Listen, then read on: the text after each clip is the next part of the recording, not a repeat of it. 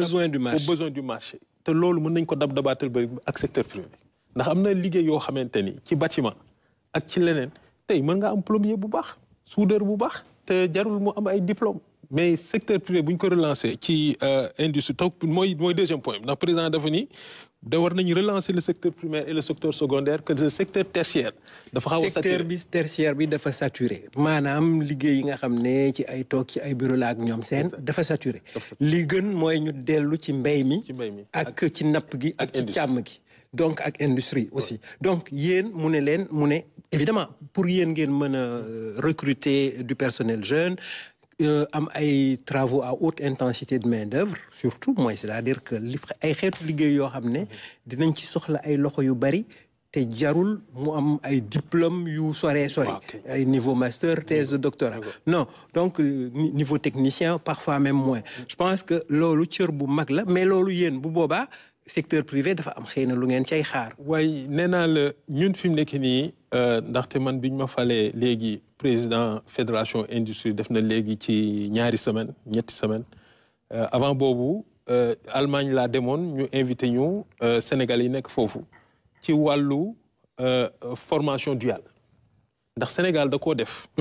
mais résultats yi baaxul. te loolu secteur privé ñàkk koo porté. moom moo tax ndaxte formation duale mooy lan la nga ndaxte bi ko administration bi weesu doon xalaat 2013 lañ ci waxtaan ba 2016 ñu signé benn charte ak secteur privé. yi dañoo bëgg a def formation duale mooy lan 80% maanaam boo amee BFM.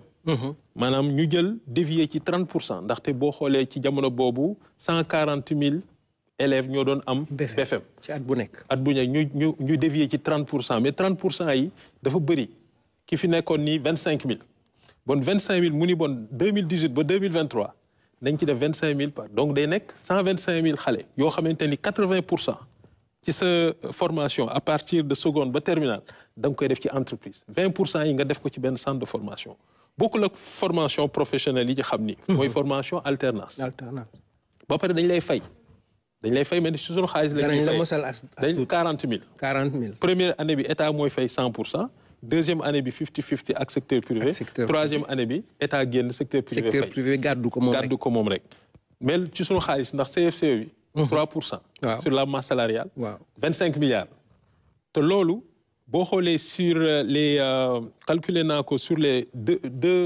4 mandats passés des 2 derniers présidents plus de 400 milliards versé secteur privé versé na ko te situation boo xoolee sur 125 000 bon boo jëlee 25 000 fois 5 day jox 125 000 mais 5 000 lañ ci jot a enrôlé te 5 000 yi ñu ci enrôlé mooy PF2E 57 lañ ci inséré bon xam nga loolu c'est catastrophique néew na te xaalis bi nekkoon fi donc ñun li ñu gis mooy bi ñu demee Allemagne li ñu expliqué mooy Dangote moom moo ni day def RSE mais day jël 1000 jeunes tasaare leen ci ay usines am chaque année nga xamante ni pendant 3 ans maanaam seconde première ba terminale ki ñii ñu dem defi administration ñi technique ñi transport fépp mu dajal mais bu jeexee ay 15 ak 20% la ci recruter yi des ne na defal na ko askanam muy RSE bi te loolu dafa war a nekk fii te loolu dañ ci bëgg a waxtaan ak président mais bii pas secteur privé moo koy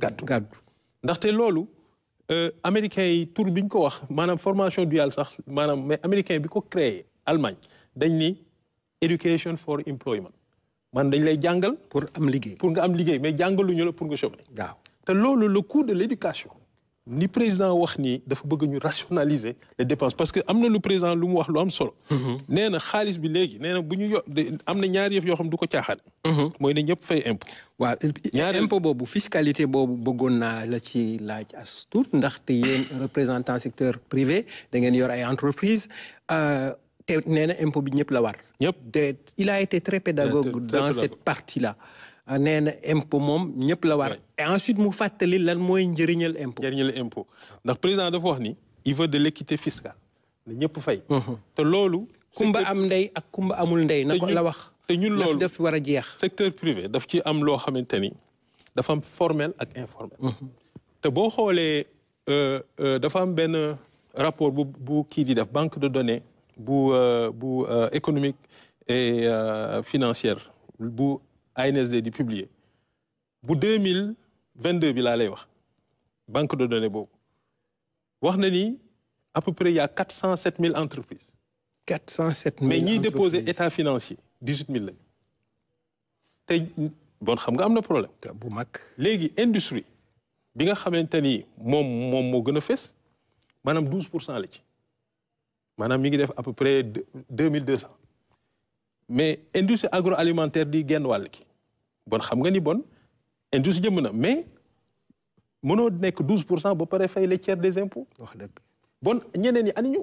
moo tax mu wax une répartition équitable de la charge fiscale. mi ngoog chiffre d'affaires bi mi ngoog parce que informel dafa cohabiter ak formel boo xoolee tey ñun au niveau de beaucoup de filières dafa am problème boobu boo xoolee tey l'acier mais douane dafa am forfait naka ngay yow indee conteneur u fer def forfait te kële bu ñëwee nekk réel te loolu dafa am ci carreau am nañ usine carreau fii. oui donc yooyu lañ bëgg tamit état ñu xool ko parce que am na ñoo xamante ni mënuñoo jël industrie nekk 12% des entreprises yiy déclaré ba pare jël le tiers des impôts sur les bénéfices di ko fay.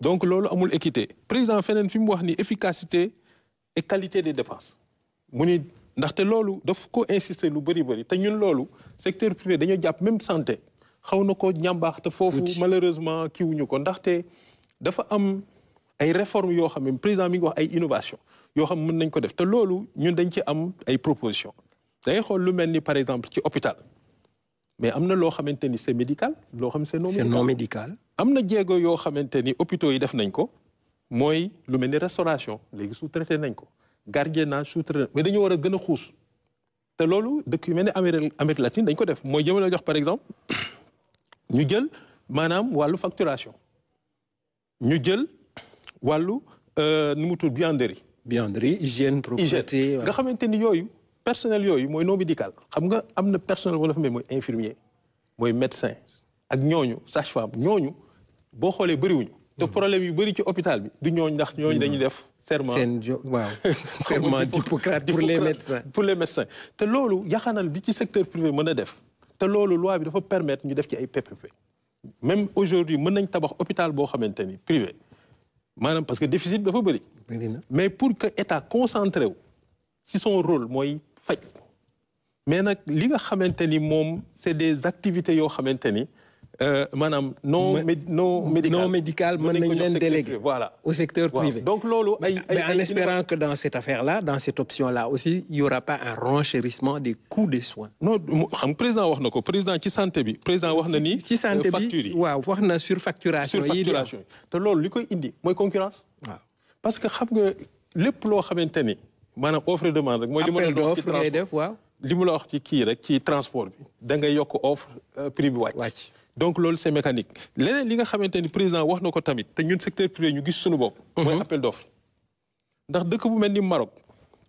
ak dëkk bu mel ni Algérie maanaam li fi amoon avant Sénégal nga xamante ni xamoon noonu lu tudd ci woon am na ku doon centraliser appel d'offre yi am na benn fonds bu fi nekkoon fàtt na donc tey waruñu d'accord président ni mu waxee noonu man dama ko ci yàgg a taxaw tey même bu fekkee ni dañuy jënd blé maanaam am na juróom-ñaari usine farine yu fi nekk mais dañu war a wax ku ci nekk looy def ñu jël ni total bi 1 million de tonnes la bu dee 1 million de tonnes ñu ni chaque trimestre soxla nañu 250 000 tonnes mais ñu def appel d'offre bu ñu defee appel d'offre mais bu ko defee ku gën a baaxle offre ñu jël la ba pare bu bato bi ñëwee ku ci nekk jël sa part te loolu ministre bi wax ni que ñii dañoo proposé ndaxte mënuñu d'accord ni prix wu blé bi mi ngi woon à 250 euros kii nii mi ngi jënd 300 euros kii mi ngi jënd 150 euros donc loolu xam nga day indi ay problème donc il faut que ñu dem système boo xamante ni ci engrais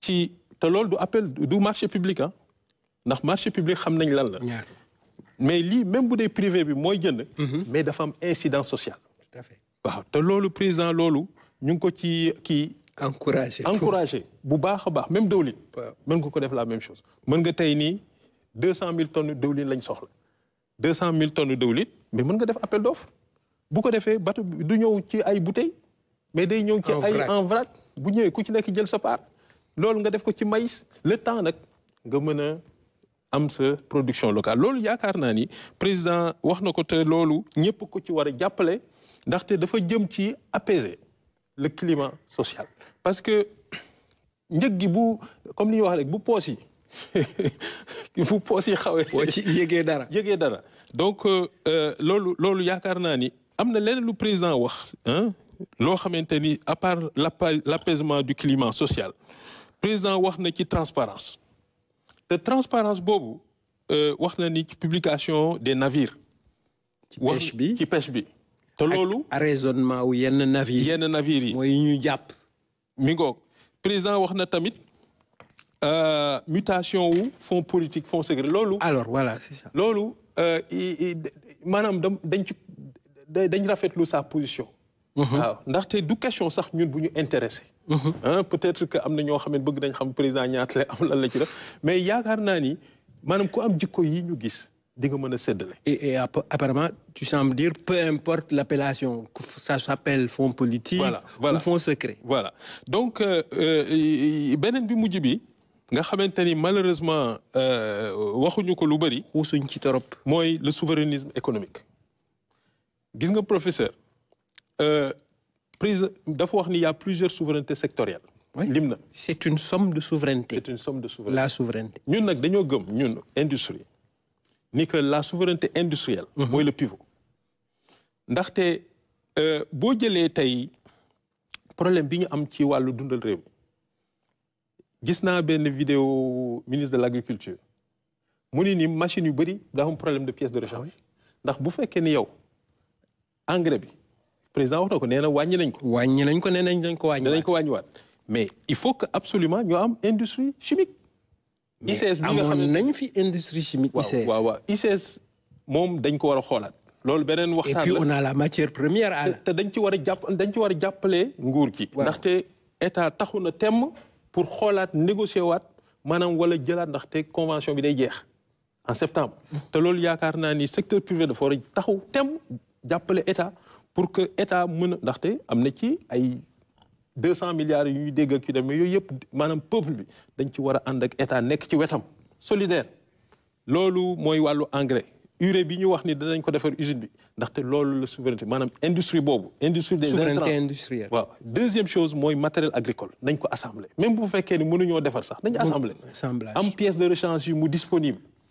ñaareel bi mooy transformation unité yu bëri dafa taxaw yow boo jëlee sa gerte gi. usine yëpp a taxaw Sonacos fi mu nekk nii location la société immobilière la léppam lay loué donc leneen li mooy emballage l'industrie d'emballage au Sénégal ça existait Carnot Metal Box maa lay wax noonu sardine bi fi mu nekk nii Sénégal mënoo dem benn on n'arrive pas à trouver des emballages pour mënoo dem benn supermarché bu gis sardine fait au Sénégal Maroc lay jóge te ñun am nañ sardine bi fi mu xam la lañ ko def farine de poisson mu dem donc pour dire que président li muy wax noonu ñun dañ ci bëgg dëggantaan ñu waxtaan ci souveraineté industrielle ndaxte amu ci lenn loo xam ne ci souveraineté yi président wax maanaam li muy wax ne nañ wàññi dépendance bi ndaxte dafa am solo ndax boo xoolee président mi ngi suñu subvention yi Banque mondiale wax na ko 2000 milliards. Alors de subvention à l'énergie. Et apparemment le président nee na que le FMI a raison sur les subventions. Il a raison parce que wax na ni. ku ci nekk da ci am te man dama jàpp ni manque d'anticipation état la te dama ko bind gis nga commission de régulation du secteur de l'énergie ça fait 4 ans ci ginnaaw. dañoo bind CNES ma bind leen lettre boo xamante ni bu leer man leen subvention même dañuy subventionner les opérateurs yi nga xamante ni dañ nekk ci milieu rural man leen lii jëmul àll parce que yow boo defee sax petite centrale solaire yow yaa koy defar ba pare jaayit courant bi ña fa dëkk. donc li nga xamante ne la ñu war a def ci réduire notre dépendance parce que lii doy waar mooy inflation buy jukk ci ñaar lay jukkee dëggantaan importé bi mooy ci lekk ak ci énergie te boo xoolee les dépenses les importations de produits énergétiques dafa am ñaari yëf. mooy benn ñun amuñu lu ëpp lu atteindre 30% de notre production locale en produits d'hydrocarbures donc loolu foofu dañoo amul souveraineté dara. Alors amuñu woon souveraineté dara pétrole feeñ na ba le premier baril a été sorti du champ pétrolier de Sangomar yow nan nga gisee loolu tey Sangomar de toute façon sur le pétrole président bi nee na il faudrait éviter la malédiction du pétrole. Ba pare mu définir un peu ce qu'il entend par malédiction. Nee na du rek ay xeex wala ay guerre, mais parfois yorin biñ koy yor la ba nga xam ne bu jeexee dootul amal nit ñi benn njëriñ. Donc, et ensuite, il a parlé de renégocier les contrats. Mais en même temps, renégocier les contrats, c'est aussi faire des audits de coûts. Loolu noo ko jàngatee. Loolu maanaam day wane rek ni président bi maanaam gisul boppam ci dara moom askan bi lay xool ndaxte bu fekkee ne dafa ni audit contrat bokkul ak audit pétrole nee na bokkul bon xam na bu baax di xew te nee na am na espoir ni audit contrat yi mën nañoo defaat dara donc arrangement yee ñu defoon mën nañ ko améliorer donc déjà loolu mooy benn nee na tamit coût pétrolier yi am na ci loo xam ne mën nañ koo xoolaat donc loolu li muy indi mooy ñun li ñuy am ci hydrocarbure mënees nañ ko améliorer ndax boo jëlee pétrole brut maanaam Sangomar dañuy wax ni day def 100 000 barils par jour 100 000 barils par jour SAR fi mu nekk nii li mu mën a traité matul 25 000 barils par jour donc bu dee ñeent SAR benn la ci mën a traité donc xam nga bon loolu am na problème mais DG SAR bii bees bii waaw moo xamu président fu mu ko jëlee man gis naa ko ñaari yoon mais ku lucide la ku xam li mu def parce que xam na ni tey 5 millions de tonnes d'hydrocarbures ndaxte problème bi ñu am Sénégal fi mu nekk nii mooy ni brut bi dafa jógee 32% dem 11% dans nos importations produits raffinés yi jógee 61% dem 82% xam nga loolu bon raffinerie bi lu mu ñuy jëriñ te fi mu nekk nii moom daf ko bëgg a yóbbu 5 millions de tonnes bu ñu amee 5 millions de tonnes mooy def 100 000 barils jour. mooy def 100 000 bon lépp loo xamante ni tey kii da koy nu mu tuddati Sangomar da koy produire. SAR dina ko mën a raffiner. te loolu day indi souveraineté parce que gis nga souveraineté alimentaire bi ñuy wax nii amul problème trop ndaxte boo jëlee la part de la production locale. sur l'ensemble des consommations da lay jox 75%. mais boo ko jëlee ci hydrocarbures mais da ngay am 28%. c'est trop faible. donc te hydrocarbures importation c'est le double des importations de produits alimentaires donc pour dire que li président wax nii dana xoolaat contrat pétrolier yi ndaxte tamit bu ñun bu fekkee ni yokk nañ suñu capacité de raffinage. il faut pas que maanaam ñuy indi ay bateaux ñuy yàpp di yóbbu. D'accord jërëjëf Alla ñu recevoir à ce moment précis le DG de la RTS, Papa Alé Niang. Bonsoir, DG. Bonsoir. Alors, vous revenez de cette fameuse conférence de presse, fameuse dans le très très bon sens. Vous revenez, yaa ngi woon ci conférence de presse ba fa nga jóge nii mu xaw guddi lan nga fa jëlee naka nga gisee tey président Bassirou Diomaye Faye. Je pense que le président Bassirou Diomaye Diakhar Faye ñu ko côtoyé ci wàllu politique lu yàgg séq ak moom ay waxtaan xam nañ ko bu baax. C'est d'abord un président qui est très serein dans son discours et booy déglu muy wax c'est un homme bu am un calme olympien. D'ailleurs les journalistes soo xoolee dañuy am difficulté sax pour mën a am ak moom parce que ñun journalistes yi dañuy faral di bëgg débat confrontation yooyu. C'est ça. Mais il est très clair dans les termes qu'il utilise. dugg ci loolu. du dugg ci loolu. Son discours est très clair et limpide parce que du soxla mu jël ay termes yu compliqués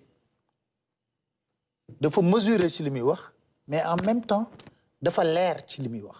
dafa xaw a am lu mel ni démarche pédagogique parfois. Oui parce que ku ko yàgg côtoyé di nga xam ne képp koy déglu parce que am na capacité d'écoute d'abord. xam nga un bon dirigeant mooy quelqu'un boo xam ne booy wax dina déglu xoolal bu journaliste di poser question dina ko may temps ba pare déglu ko ba pare répondre les questions sans ambiguïté. sans détour. sans détour te il est li muy wax ne il est naturel li mu lay wax da ngay xam ne c'est entier chez lui et c'est honnête. Il est foncièrement honnête de telle sorte que dans son discours doo ci mën a jël benn ambiguïté. C'est aussi clair que l'eau de roche. Voilà, c'est aussi clair. Maanaam, soit tu es contre son discours. mën nga tu es avec wala da ngay bañ wala nga nangu. waaye moom lim lay wax. waaye yëf yi leer na ci leer na nañ. Je pense que loolu exercice pour elle beneen mbir la tamit bu am importance te réew mi soxla ko je crois mooy jot na les hommes politiques ñu bàyyi politicienne seen discours maanaam ñu am un discours vérité discours boo xam ne da ngay toog wax sénégalais yi ne lii moo fi am d'accord ñëpp xam ko lii nag man mi ngeen dénk nii laa ko fas yéenee joyantee ñëpp xamee ko noonu ñëpp xamee ko noonu ñu d'accord ci xam nga tey jii wax na mbir moo xam ne mi ngi jëm ci wàllu lempo bi mooy question bu ko Souleymane Niang wax waaw nee xam nga honnêteté kumba am ndey kumba amul ndey honnêteté mi ngi tàmbale ci biir campagne électorale bi boo leen di fàttaliku bañ ko interpellé à Mbour sur les 40 milliards effacés pour la presse te boobu da doon wut il n'était pas élu nekkagul woon te ñëpp dañuy wax ne oui boo jëlee presse bi def leen adversaire da ngay am problème mais il a le courage jàkkaarloog ñu ne leen man d'accorduma ci te bu ma faloo du ma ci d'accord parce que entreprise de presse war nañoo fay impôt wala nañ xool nuñ koy defaree te pourtant nekkutoon boobu président de la république honnêteté la ci loolu mais beneen homme politique boo ko posé woon question peut-être que il serait dans le calcul voilà dans le calcul donc loolu moom mooy feeñ ci discours Bassirou président de la république Diomaye Diakhar Faye loolu mooy feeñ de manière constante xool ko tey ba muy aborder ses relations avec le premier ministre c'était très attendu oui c'était très attendu mais tey jii je pense que ku honnête war nga tëj débat boobu voilà tëju na ak beneen débat sax ba ci assemblée nationale bu ku ci oui ku honnête war nga mën a bàyyi débat boobu wala nga dem ñaanlu ji pour loolu am wante booy xaar ci diggante bi rek moom wax na boppam ku koy xaar dina xaar di waaw et puis nee na moom pare na ci wax jooju xam nga tey jii fàttali nañ ko Senghor Mamadou Dia d'une certaine façon Habib Thiam Abdou Diouf te man Abdou Diouf tuddee na doom Habib Thiam et tout mais je veux dire que moom nee na bokkul ak yooyu donc ku koy xaar ci féewaloom ak ñi koy wax rek dañoo xamul ñaari nit j'ai eu la chance moi de fréquenter de les connaître c'est pas fréquenter de les connaître kuy jéem a taxaw di wax seen diggante leen rek laa lay conseil nga maandu ci ñi ngay gis soo xoolee les Sénégalais segment yi am problème yëpp nan lañ koy régler oui bu premier ministre waxee lii ñu ne nous allons demander une audience avec le président de la République comme si le méchant c'est le premier ministre et on va voir le président de la République mais il se trompe lourdement il se trompe lourdement en tout cas sérénité bi nga wax ak humilité bi nga wax parce que wax na ko aussi sunu gan gi di Allah que je salue c'est un frère nemmeeku na loolu mais damay dellu si tuuti parce que lu mel ni pour réussir ko il a bien fallu que la télévision nationale déploie de grands moyens. Bien sûr. Je pense que loolu tamit mën nga ñu wax tuuti ci RTS ban taxawaay la ci amoon ba nga xam ne jox na signal clair bi à tous ceux qui voulaient. Bien Absolument. entendu. D'ailleurs, moi, je pense que, bon, je suis DG de la RTS, mais j'ai une philosophie par rapport à la gestion de ces événements-là. Moi, c'est le président de la République du Sénégal qui parle aux Sénégalais. Sénégal, voilà, à travers la presse. Sénégalais, bu nek xolé ko likarno bu mu sentir. Kon dañ ko wara mettre disposition signal neutre à toutes les chaînes de télévision qui désirent reprendre le signal. Le signal. Et je l'ai clairement dit, et je parle sous le contrôle du directeur technique qui est là. J'ai eu à l'appeler au téléphone personnellement, soigné ko ci sonaj ko. Nako joxal signal propre, neutre, hein, à toutes les chaînes. Maintenant, c'est un exercice bo xamné un président de la République daf ko wara def. Gis nga exercice yi. On voit le président Macron en faire. Oui, clairement. Et puis polémique bi ñuy indi. Polémique bu stérile la. Manam mais Macron fait cette sortie avec 2 journalistes. Nous, on s'est battu pour avoir au moins 6 journalistes. Alors, donc, yow, gis nga ne que c'est assez représentatif. C'est un... Mais c'est pas, on n'a pas cherché ça. Pourquoi? C'est assez représentatif, comme l'a dit le président de la République. Mais le président de la République a manifesté sa volonté de faire ça de manière permanente. Donc, tey ñii bo ayé suba ñeneen ayé loolu yoon mais mënoo jël tey jii ne da ngay interviewer président de la République inviter toute la presse c'est pas possible. Tout à fait. On sera 80 journalistes dans une salle xanaa yow balaa ngay poser benn question bay def relance sax affaire bi jeex donc pour vous dire que l'essentiel est que toutes les questions yi nga xam ne mi ngi nekkoon ci xelu Sénégalais ñu bëgg ko jébbal président de la République jébbal nañ ko joxe na ci ay tontu yu leer yoo xam ne amul équivoque. yow mën nañu wax ne tu étais un peu dans le secret des dieux d'une certaine façon yaa ngi fa woon et c'était un débat convenu autrement dit est-ce que dafa amoon protocole d'interview boo xam ne joxe woon nañ ko. non ça s'est passé. non honnêtement ce qui s'est passé c'est très simple après avoir dit qu'on va faire le président est prêt à faire l'exercice et que il faut rappeler une chose nos présidents donnaient plus la primeur aux médias occidentaux. Oui. fàttali na ne bi mu demee France. non avant muy dem France dama ne ba 100 jours yi matin dama pense ne amul média bu sollicité wul interview. mu ne su may wax propre moom lim ñu jox comme ay consigne dafa ne su may wax ak sénégalais yi du ma dem bitim réew. wala ci beneen média di ko wax. yéen journalistes sénégalais yi laay séq ak waxtaan ba pare organiser ça voilà. Et c'est parti. Moi, une équipe qui était au palais. Je profite de l'occasion pour remercier aussi les agents de la RTS, aussi, les Omar Ninga, Aboubakri et tout le monde. Ils ont bien travaillé sur le concept. Voilà, l'équipe technique qui les accompagne là-bas, qui ont fait un excellent travail. Et puis, je profite de l'occasion aussi. C'était pas facile. Pendant 3 ou 4 jours, de préparer ça. On continue. On a mobilisé plusieurs équipes. Il faut des réunions en permanence pour voir quelle est la faisabilité et le rendu. Soit un rendu vraiment agréable à voir à l'antenne. C'est surtout ça. Changer carrément, opérer une rupture. Je pense qu'aujourd'hui, on a constaté qu'il y a eu rupture dans sa manière, de communiquer. Et puis, Dieu faisant bien les choses, on a eu 3 dames, 3 hommes. Voilà, voilà, ñi nga xam ne ñoom ñooy xeex wàllu genre ñu attaqué waat on a eu Fatou Sakho, Aram Touré et Ndeye Marème Ndiaye. C'était un échantillon assez varié. Donc... Alors, on a remarqué aussi que mënoo def débat génne fi groupe Sud Communication buy def 30 ans buy fêter 30 ans. moom ci débat il a rendu un hommage. Oui, 30 ans. Walfadjri avec lu Walfadjri représenté yëpp.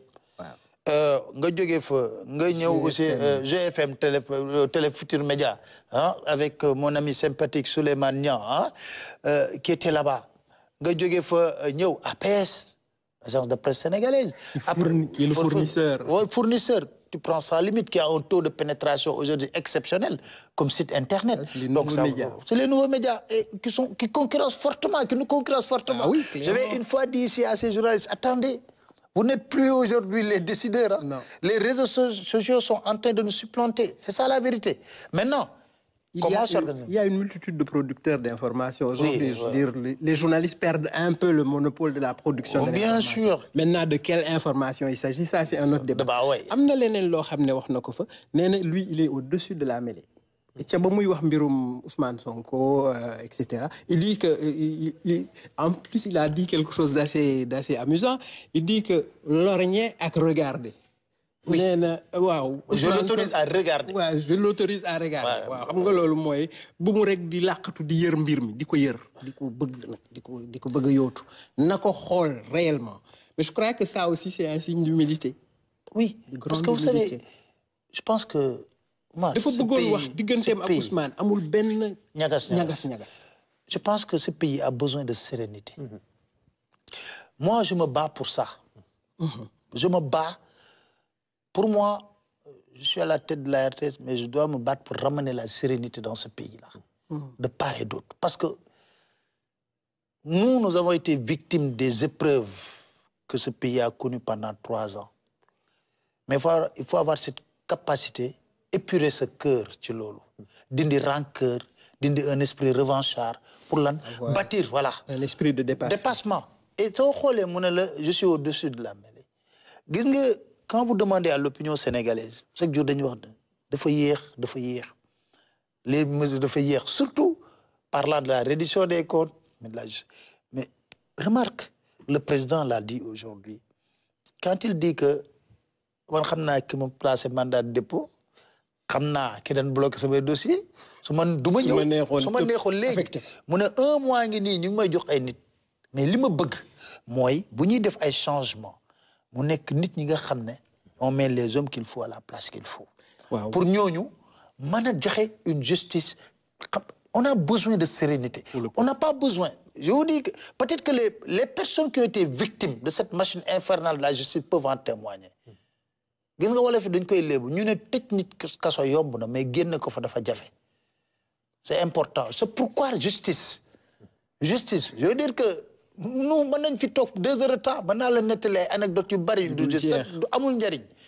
man je considère amul njariñ parce que su ma waxee ne épuré naa sama kër rek ça doit être sincère chez moi c'est pour cela que je dis que justice dañoo bëgg une justice sereine tranquille ba nga xam ne bu ñu duggee ci reddition des comptes képp ku ñu fa téye yëkkati un dossier Sénégal yëpp opinion bi du ci am jeexi jaaxa juge yuy jël décision xam te ne aqulaay taala tënk ko ci ay texte ay loi xool seen digganteeg seen ak borom ak li ñu jàng ak serment bi ñu def loolu da ngay teg nit ñu ko mat ci ay poste de responsabilité doo teg nit koo xam ne dafay toog loolu tax gis nga président nee na la j'ai la liste proposé nañ ma ko depuis 1 mois mais je suis en train de voir parce que li ma bëgg mooy gis nga sérénité xam nga tey jii boo tuddee reddition des comptes commencé ñuy convoqué ay nit rek réew mi yëngatu mais dañoo war a am justice responsable maanaam justice di doxal di xool ba pare xam ne que nag le temps de la justice c'est pas le temps oui bien sûr télévision par exemple de la télévision et puis le temps des opinions ou bien de tout cela donc c'est très important ni ko président waxee te li mu wax dëgg la c'est le garant de la constitution wax na tamit c'est important par rapport au conseil supérieur de la magistrature defu ci position bu mu ci def defu ci obsession obsession pour nekk ci voilà nee na il attend les 2 propositions xool ñi nga xam ne ils sont pour ñi nga xam ne ils sont contre mais apparemment il ne fait pas de fixation sur être membre ou pas du conseil supérieur de la magistrature c'est pour cela que xam nga mënuñu di dénoncer benn mbir ba jël pouvoir de reproduire le même système le Sénégal doit faire une rupture par rapport à ça voilà parce que on doit faire une rupture parce que ça loolu la opinion bi bëgg de telle sorte que kuñ ci convoqué nga war a dem wuy ji yoon nga xam ne mbir yëpp day fa jaar ci yoon ni ñuy waxee yoon mu jaar ci yoon voilà ba nga xam ne boo fa demee wax ci ju bari nga wut say avocat layow setal sa bopp bu nekkee dañ laa tuumal bu amee say firnde nga setal ko juge bi tamit xam ne amul benn pression opinion bi xam ne juge bi amuñu ko benn pression mais xam nga dañ fi war a jëlee ci réew mi muy ministre buy toog di jéem a layal justice parce que xoolal dossier yu bari di nga gis un ministre de la justice boo doon génn di ko jéem a layal di expliquer wala nga gis procureur bu génn wax la loo xam ne opinion bi ci boppam day gën a choqué wu gën a révolté wu parce que procureur def conférence de presse xoolal conférence de presse yi ñu def yëpp soo xool dafa amoon ay objectifs bien déterminés sur les dossiers politiques donc ça fait rire pour l'histoire je pense que su nekkee ne bëgg a tourner cette page il faut le faire dans la sérénité ce pays Omar encore je reviens sur ça a besoin de sérénité d'une opposition qui s'oppose dans la responsabilité parce que aujourd'hui xam nga mënoo fi ndax kenn tey jii loo fi toog inventé ñu toog génn la wax la dëgg bi te xale yu ndaw ñoo nekk ci réseaux sociaux yi di la démentir di la wan ne li nga wax ni amul benn argumentaire boo xam ne bu solide donc homme politique yi dañoo war a élever le niveau du débat. Aujourd'hui, le niveau de débat, c'est quelle orientation économique on va donner ce pays. Voilà. On doit les ressources, on doit revoir les contrats pétroliers. Tout à l'heure, il dafa war a am une synergie, mu am benn bloc solide. Ah, buy accompagner le gouvernement dans ça. Parce que bu ñu xoolee ne def nañ ay Sénégal amul njëriñ nga am pétrole bu dul jeex ba pare ñu koy exploiter te amul benn njeexital ci yow. Mu ne il faudrait renégocier les contrats, certains contrats, ba pare def un audit des coûts. Il a raison. Des coûts maanaam fu ñu la waxoon ne def nañ fa junni peut-être 4500 lañ fa def. kon nag téeméeri dërëm yooyu am na fu mu dugg kon am na fu mu xajit donc je pense que on a parlé de la justice wax nañ mbirum yoon est-ce que gëm nga ne que yow no justice no peace. gis nga fii DG ñëw dama ci jël ay notes. waaw maa ngi ko tuddee apaisement du climat social. ak sérénité bu mu wax. maanaam waaw moom laa la wax may jikko yi c'est-à-dire man président man li ma jàll man vision laa gis. président tey. wan nañu valeur wan nañu ay ambition pour le pays. maanaam wan nañu ay valeur am. comme ni ma la wax. président wax nañu ma baamtuwaat ko nee na ku lucide la. nee na ku am sérénité la. nee na ku am humilité la te nee na il veut servir. humble.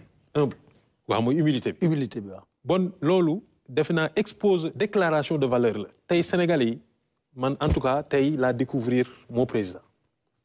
léegi nag ci ambition dafa wax ni maanaam dañ koy caractériser maanaam apaisement foofu te sans ça rien ne peut faire démb dama doon xool journal bi Cheikh Anta créé woon mooy taxaw.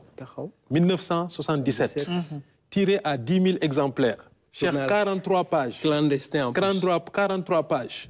43 pages et ce qui se vendait à 200 francs CFA. ma yaakaar ni tey presse bi ak li président wax tey il faut que comme ni ko DG waxee ñu réorienter parce que débat yi Cheikh Anta doon wax ba léegi man yaakaar naa ni fa lañ des débats de bas étage président dafa wax ni nee na benn moom bëggul vengeance maanaam loolu nee na moom te mën na koo def mais nekkul ci xelam nee na li ma ci fii foofu noonu li mu bëgg nee na dire le droit pour le peuple. Le droit est rendu au nom du peuple. nee na c'est une affaire du peuple c'est son mot. loolu tellement daf ma marqué nee na c'est une affaire du peuple. te loolu li mu ci teg dafa am solo parce que nee na day ouvrir le conseil supérieur de la magistrature même au numéro de la dernière élection. oui pas que une affaire de magistrat. te loolu yaakaar naa ni dina bokk ci liy dalal xelu nit ñi. président waxta tamit ni assemblée ak PM bi ñu amee blocage. nee na mi ñu wax ni le président est la clé de voûte des institutions moo woo PM ni ko teggil sa tànk te loolu ñi doon wax yépp ni maanaam président du kii mi ngi liggéey ci suuf ci loolu. mais il a dit même mieux. Parce que quand il dit qu'il a convoqué qu'il a demandé qu'il a rencontré le président de l'Assemblée woo ko mu ñëw. tout à fait il a ne ko mu ñëw mu ne ko. ñu waxtaan.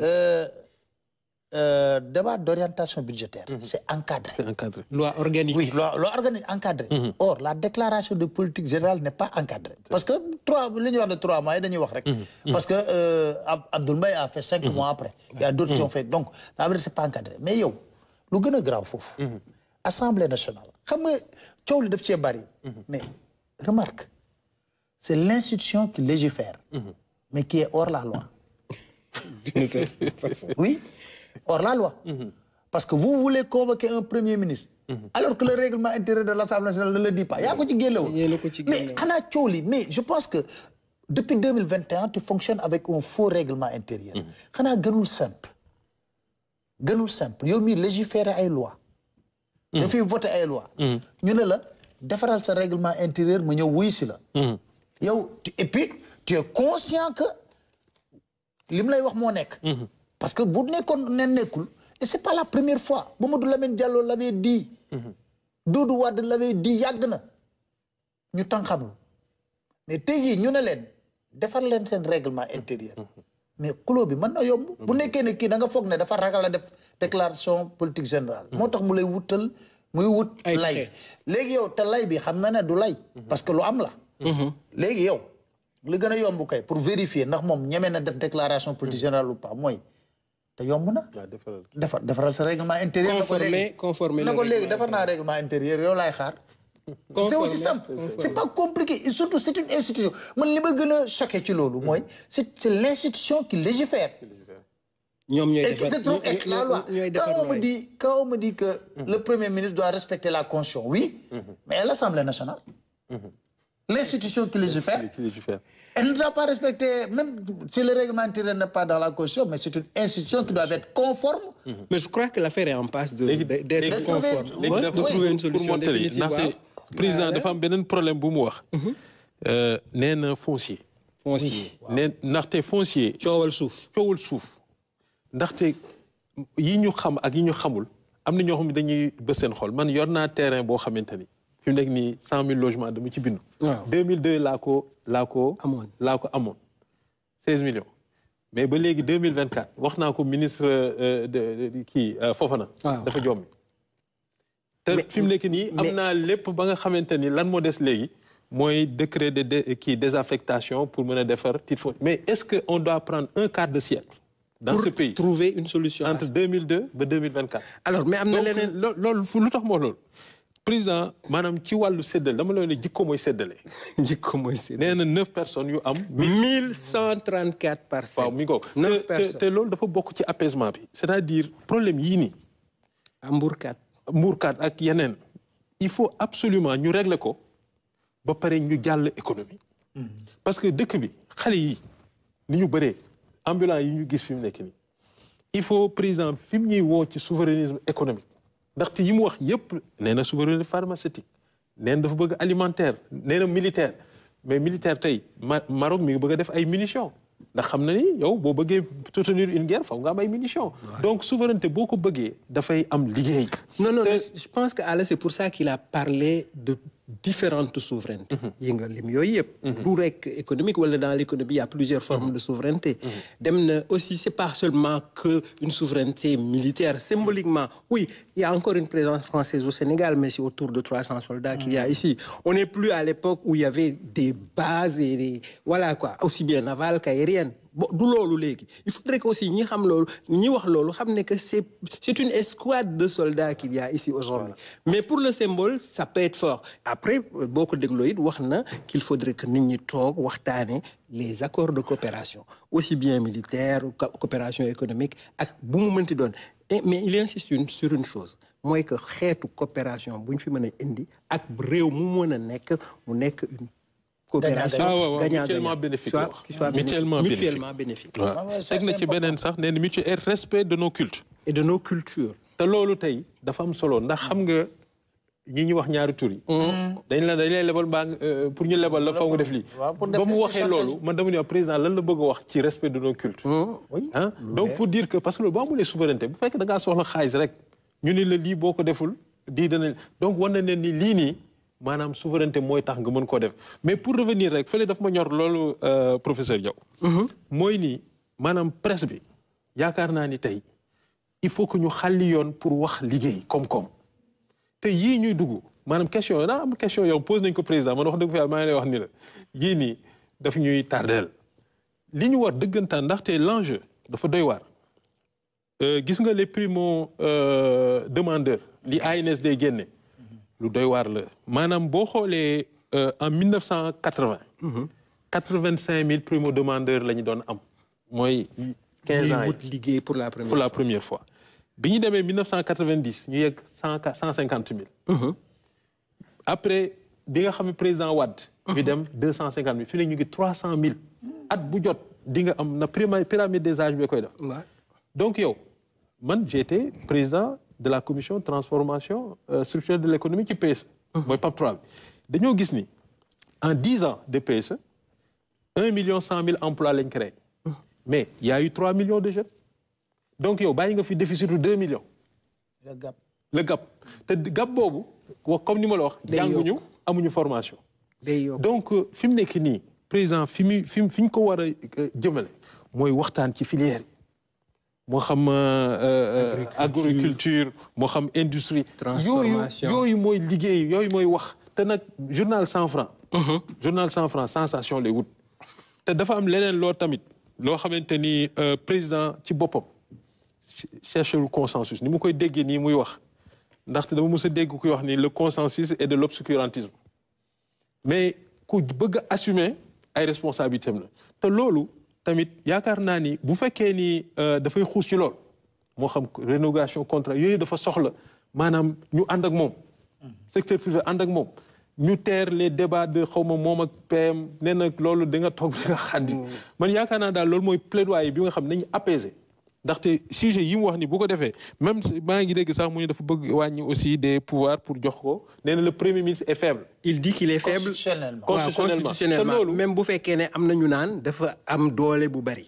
te loolu lu tax quand on regarde la constitution voilà daf leen renvoyer ci constitution te loolu lu tax ñun ñu jàpp ni loolu secteur privé daf koy rafetlu ndaxte exécutif ñun moom lañ soxla koo xamante ni dañuy am ci accès ci moom muy arbitrer te loolu mënoo dem ci président il faut ñu am un premier ministre fort boo xamante ni ñun mën nañoo dem ci benn ministre gis ni kii daal day tappale ñu ne ko premier ministre lii nii d'accord ñu ci lii nii d'accord ñu ci ñu ni lii nii donc loolu premier ministre nga ko mën a defal mais pas un président de la république boo xamante ni moom mi ngi xool leen donc jàpp nañ ni loolu mu wax ni le premier ministre est faible dans la signal la boo xamante ni tamit ñun ñu ngi koy rafetlu te xam te jàpp ni il faut que léegi ñu gunge président maanaam secteur privé doon benn yaa ngi dégg société civile doon benn ñu xam ni fii ak 5 ans élection amu fi wala bu fekkee élection amee sax c'est pour renforcer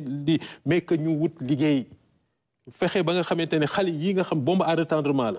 yaa ngi dégg de ambulant yi parce que ambulant yi tey mën nañ leen wutal liggéey ndax ambulant du liggéey professeur. déjà ambulant du liggéie ndaxte koo xamante ne yow amoo place amoo ninéa amoo dara.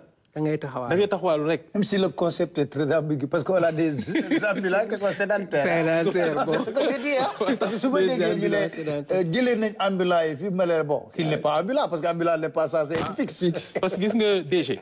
professeur. man dama bi ma jógee sama voyage Allemagne bii nii dafa am lu ma seetlu parce que bi ma mujjee woon Allemagne 2001 la woon. ma delluwaat fa 2024 muy 23 ans. nga gis fa lu soppeeku. maanaam li ma fa gis mu soppeeku. mooy c'est une population vieillissante. ah oui c'est liggéey lu bëri yoo xamante ni tey ca hôtel ba. maanaam ki nekk ci réception bi. et l'homme de chambre. ñëpp ak ci restaurant ba ñëpp ay étrangers lañu. parce que c'est pas des boulots que les Allemands veulent faire. te loolu boo ñëwee maintenant sur les métiers du bâtiment. mooy dawal engin. wala soudure wala mais sunu xale yi mën nañ ko. il faut juste te tey bu ñu jëloon tey. formation des jeunes. jarul am noonu jarul diplôme. donc xale yi tey dinañ leen formation bi bu muy wax waxu emploi bu muy wax waxu emploi loolu la ci adéquation formation emploi. et puis l'orientation yaa ngi wax léegi ci filière yi pourtant à la suite de la question de Migui. il a eu à dire que ci biir emploi des jeunes que dafa am adéquation formation emploi c'est le premier point.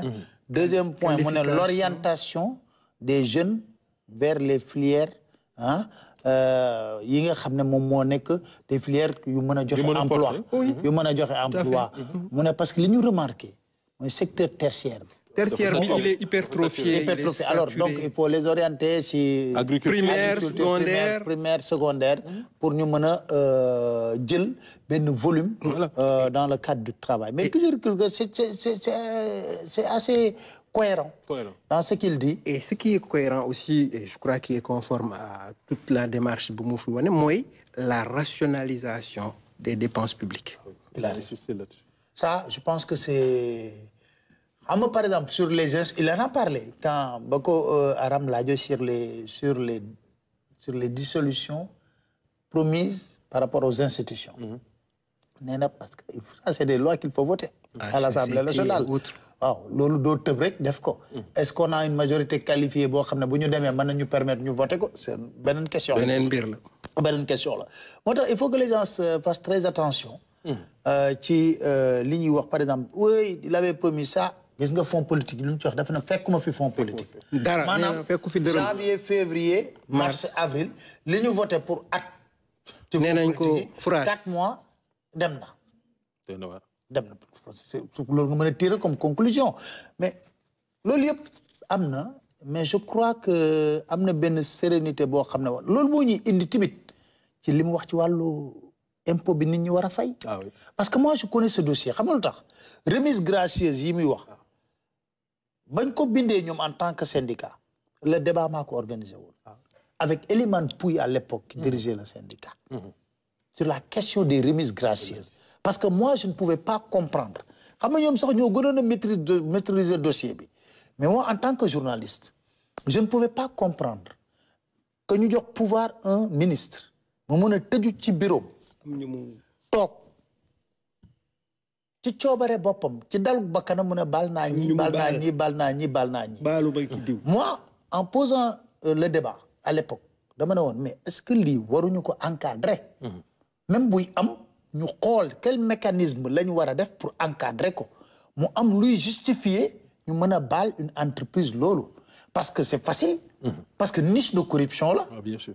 pourquoi niche de corruption là mais kan moo mën a justifier par exemple qu'un ministre bu la baal benn 3 milliards joxoo ko benn 1 milliard kenn mënu ko justifier donc comme kenn mënu ko justifier doo ko fekkee mais da ngay jéem a rafet njort mais balaa ñu koy def il faut que ñu xool tamit et ce qui était bizarre lu tax en réalité le syndicat des impôts à l'époque avait élevé la voix ils ont remarqué dañ ko jox ay sociétés yoo xam ne dara mënu ko justifier c'est là oui clairement dara mënu ko woon justifier maanaam ñu jox ko ay sociétés yu doon exploiter je crois à l'époque de l'or Kédougou nga xam ne ils ont les moyens de payer ñu ne qu'est-ce qui peut justifier ces remises gracieuses là parce que lors du débat il y avait Elimane Pouy qui était venu à l'époque et DG dépenses fiscales yi 900 milliards la. oui il dit que ANSD chaque jour mu génne na 214 milliards la ñuy perte mu ne ñun en interne nous savons que c'est plus c'est ça alors que yow ñoom xam nañ ne c'est plus xam nañ ne ñu war a fay duñu fay kumba am ndey ak kumba amul ndey moo fi am mais loolu je pense que li ñu gën a remarqué sax mooy c'est les entreprises yu ëpp doole ñoom ñooy def ñoo am pouvoir de négociation ak ñoo am ay accointance ak yenn mbir yi mais ay PME PMI yi da leen di dóor ay impôt ba pare dette intérieure bi sonal leen ba telle sorte que daf leen di plombé léegi entreprise yi nga xam ne am nañu doole état ba ñuy départ sax maanaam état bi à travers l'APIX defal na leen ay exonération yu bëree bëri ah ñuy indi ay matériel na dañuy dimbale ñu defal leen ay exonération mais il arrive un moment où que wax fa dëgg neex yàlla aussi su nekkee nañu niche yu ñu am fii après mën nañ ko jël force ñooñu ñu fay parce que impôt yu ñuy dagg des fois ci travailleur évoqué na ko le président buñ ko reverser déedéet da ngay ñëw yow nga dagg ay impôt ci ay travailleurs mais bu la ko état bi baale la logique voudrait que nga rétrocéder ko travailleurs yi mais tu ne le fais pas nga def ko dugal ko sa caisse mais nee na bañ a reverser sax c'est un détournement de deniers publics l'État n'a pas porté plainte nee na et que l'État peut porter plainte mais teg na ci nee na que ba léegi jusqu'à maintenant dégguloo ñu jàpp kenn wala kenn l'État fait preuve de pédagogie et d'indulgence baal xaar mais c'est donner un peu de temps aux gens pour qu'ils soient en règle parce que impôt bi nee na ñëpp la war en fonction mais Omar oui man su ma nekkoon état bi comme coow li dafa bari ci impôt bi ñu xool yenn société lañ redressé parce que ça aussi c'est important ñuy coow waaw ñuy coow ñu xam yenn société lañu redressé waaw xam nga boo ko xamee rek parce que tamit DGID day communiquer kon war nañu mën a xam yenn société lañu redressé te bu leen redressé ñan xool kañ lañ gëj a fay parce que coow li dafa bari xam nga bu ñuy wax nii oui pression fiscale mais ñan ñooy jooy pression fiscale bi est-ce que ñooñu ñu teg loolu daanan fay régulièrement ñu xool ci kay yi xool au moins dina am benn traçabilité allez yow mi nga xam ne yaa jiite RTS est-ce que RTS concerné nañ ko avec avis tiers détenteur oui les comptes de la RTS ça c'est pas un secret tuuti naa ko parce que moi je dis que je vais être transparent quand la presse da leen yuuxu di wax mais ñun comme service public la nekk RTS je ne pouvais pas ñun mënuñu ànd ak presse privée bi di yuuxu mais ñoom xam nañ ko et puis xam nañ ko te lu gën a cocasse ba DGID maa ngi koy wax maa ngi koy tooñ le directeur ma ne ko yow yaa ngi mettre samay compte su ATD te ba pare nag yow yoral nga ma xaalis yow li may laaj pour ma libérer ko fay ma yow yoral nga ma xaalis ma ne ko jàppal nag que agence ministère yeeg yooyu yëpp noonu lañ ñu yoralee tamit mais ñun mënoo leen ce que je disais la dernière fois lors d'une réunion avec les patrons mën na leen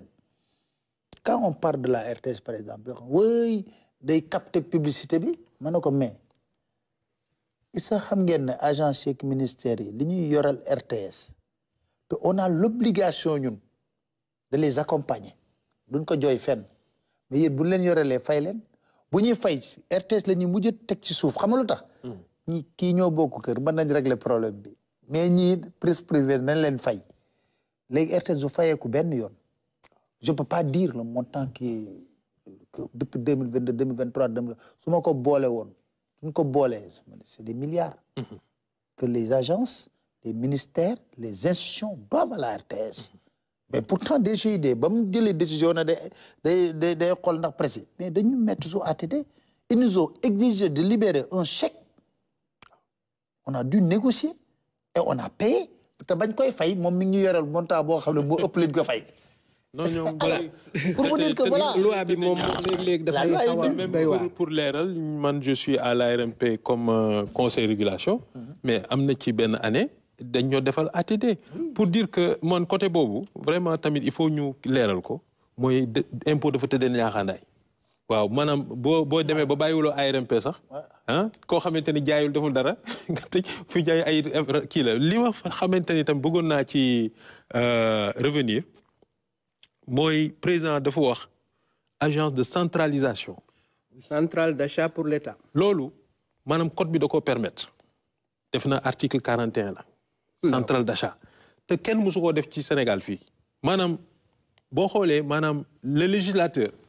dafa jiitu l'administration te loolu lan moo te président ni mu ko waxee mu leer nii maanaam noonu la ko code bi waxee maanaam bu fekkee ni dañoo soxla encre ministère bu ci nekk soxla nga encre bu ci nekk soxla nga papier. ñu boole jëndandoo. ñu boole jëndandoo bu dee wàllu tissu armée soxla na waaye santé tamit soxla na.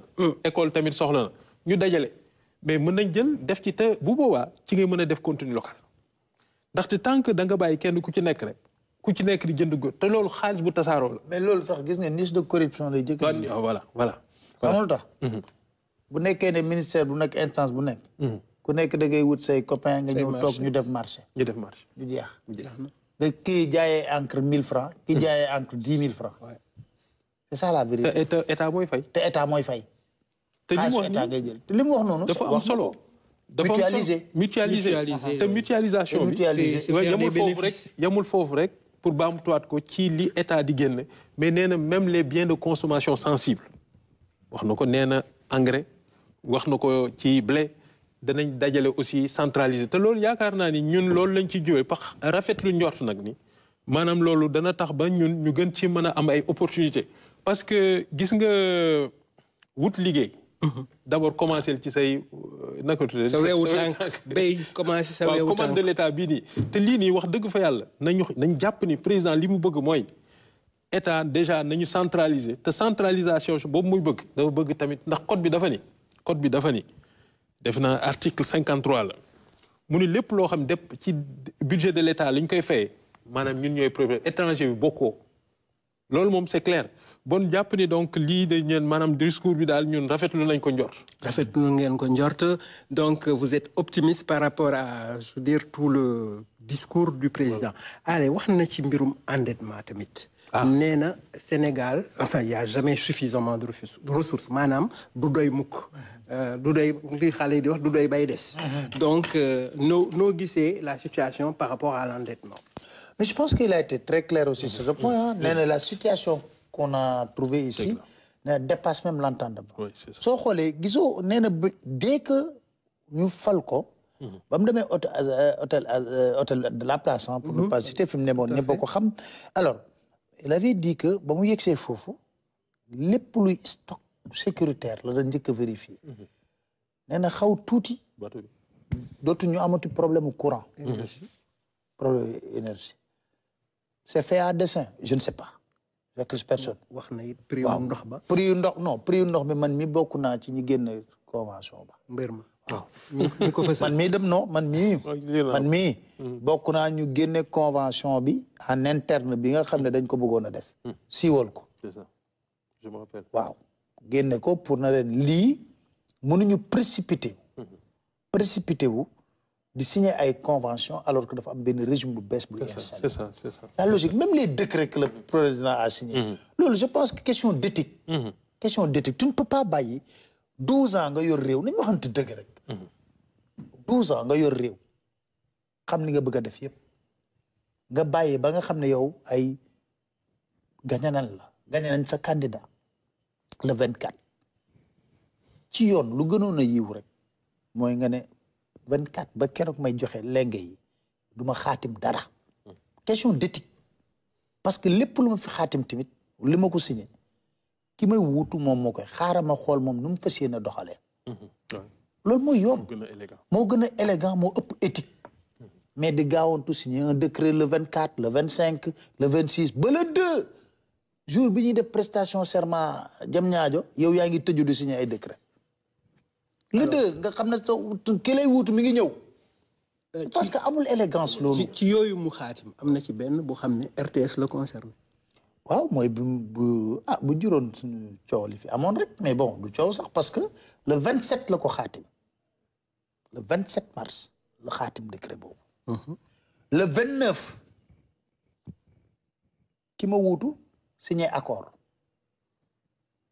ba mu signé accord li may wax dafa leer mu communiqué très clair le 29 mu signé accord le 27 li Macky Sall signé dafa am incidence financière de 1 milliard 300 dans l'année c'est 1 milliard 800 mais comme ni nga ko tàmbalee avril incidence financière bi 1 milliard 300 la mais loolu nekkul ci budget bii nga xam ne moom lañ voté RTS loolu dafa simple c'est pas compliqué nekkul ci budget bi parce que budget bi ñi ngi ko voté ci mode de financement bu njëkk ba d'accord mode de financement bu njëkk bi consommé nañ ko sax à 40 ou 50% pratiquement loolu laa fi fekk alors mën na leen accord bi ñu moom mu gaawtu sans xaar parce que décret bi mi ngi ci table président décret bi dafa war a am arrêté ministériel bu leer bu arrêté ministériel boobu amee parce que mode de financement RTS la ñuy changé d'accord mu am loi de finance ñu yóbbu ko ministère de l'économie et des finances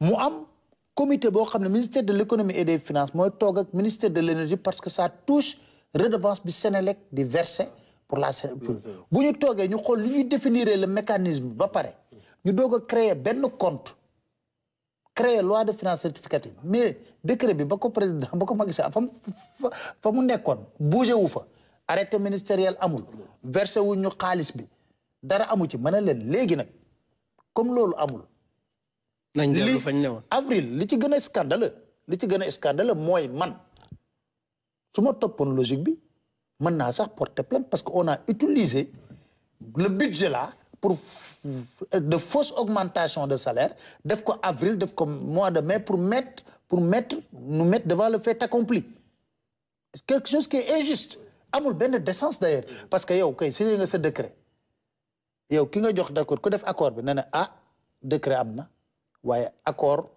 amul décret bi amul loi de finances rectificative amul arrêté ministériel kon naa xaar ba loolu yëpp am parce que loolu yëpp bu amee lan lay doogal viréel c'est budget loolu mais bu nekkee ne budget bi ñu ngi ko voté sur la base de l'ancien mode de financement moo fi nekk de rigueur ba tey jii léegi bu nekkoon léegi yow def nga fay nga salaire avril ci ay fausse augmentation nga fay ko mois de mai léegi admettons que le président actuel annule décret bi looy wax perte profit non looy wax boo annulé décret bi comment tu peux justifier ça bés bu mission d'audit duggee fii bés bu mission duggee fii da lay wax ne yow sur quelle base nga jël kopparu RTS yokku ci ay c'est ça et puis même sur l'accord d'entreprise mais c'est pas la majorité des agents de la RTS qui vont en bénéficier regardons l'accord nañ toog ci kaw table bi ñu xool accord bi c'est ça la vérité ce ne sont pas les bas salaires ce n'est pas les bas salaires parce que soo xoolee accord bi ne profite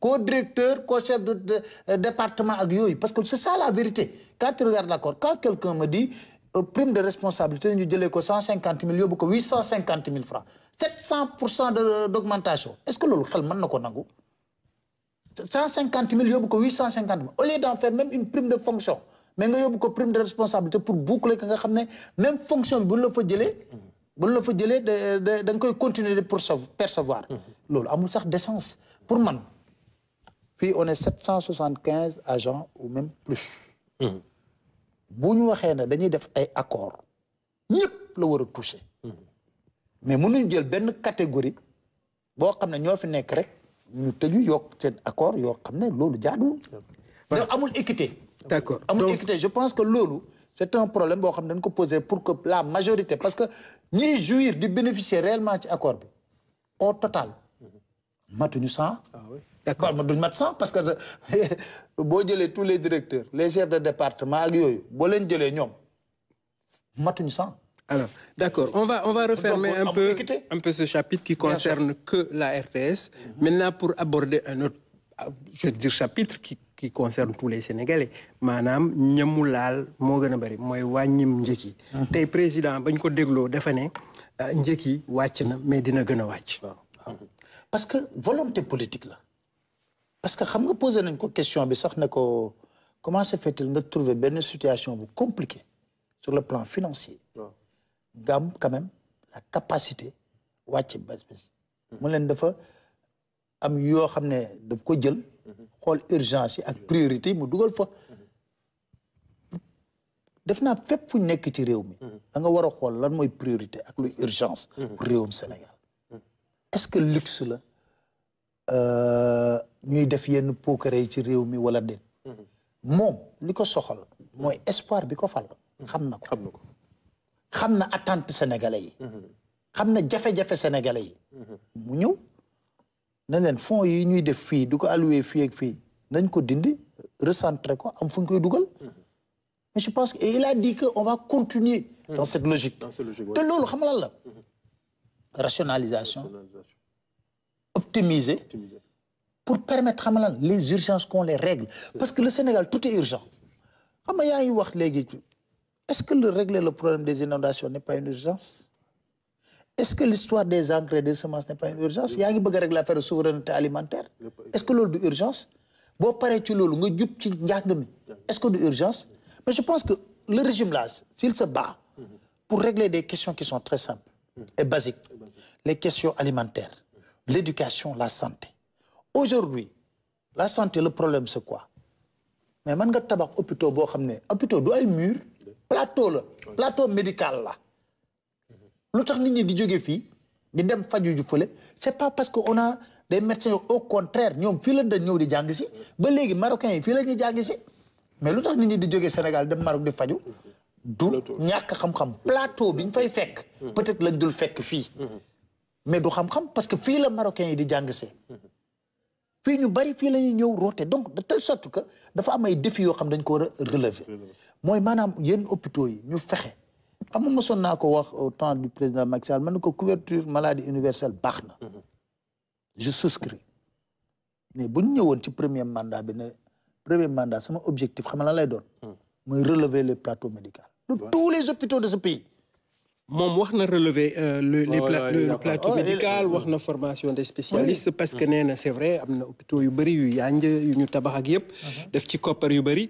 mais parfois dafa am des services yoo xam ne ils ne sont pas fonctionnels parce que amul spécialiste ça peut être un ophtalmo voilà quoi ça peut être un autre spécialiste un cardiologue wala il y a même des régions du Sénégal yoo xam ne pendant très longtemps amuñu woon gynécologue wala pédiatre.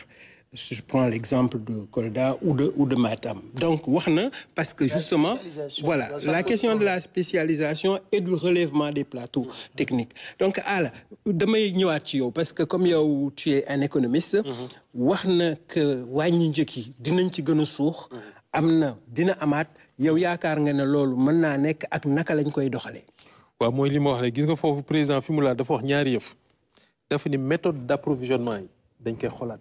ndax appel d'offre yi mu wax maanaam waxuma la ci commande publique loolu c'est déjà mais li du commande publique mooy bien de consommation dafa sensible lu mel ni blé ndaxte 1 million de tonnes ngay def lu mel ni dëwlin 200 000 tonnes ngay importer donc yooyu noonu li président wax mooy te loolu nare ci jekk daf fi amoon mais société état la woon après dafa fay defe na mais Maroc ak Algérie dañ koy doxal. gis nga ci fi mu nekk nii boo xoolee ci internet nga ni appel d'offre blé. moo am Maroc. moo am Tunisie. maanaam état day wax ku ci nekk loo soxla man day syndiqué gis nga fi ne ni banque fi mu nekk nii am na prêt boo xamante day ëpp doole banque lan lay def day syndiqué. bu kii même yéen seen fii nii syndication la. bu ko defee day am tête de file mais tête de file bi nag état lay doon. président loolu la bëgg wax te loolu prix bi ndaxte ki nga xamante ni.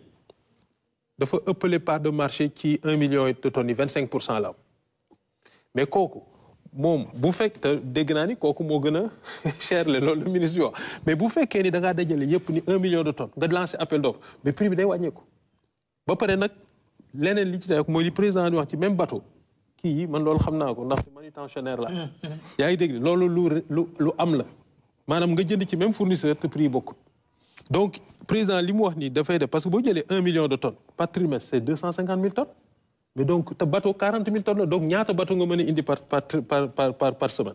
xam nga donc loolu lu ñu rafetlu la te def ko nag ci lépp comme ni ma la waxee ci dawlin beeg leneen ñaareel bi te leneen li moom mooy nit ñi ñu bëri dañu am te loolu ñun rafetlu wuñu ko maanaam nga am ay arrière marge centrale d'achat ndaxte mën nga fee nekk te yow centrale d'achat nga yor bitim réew.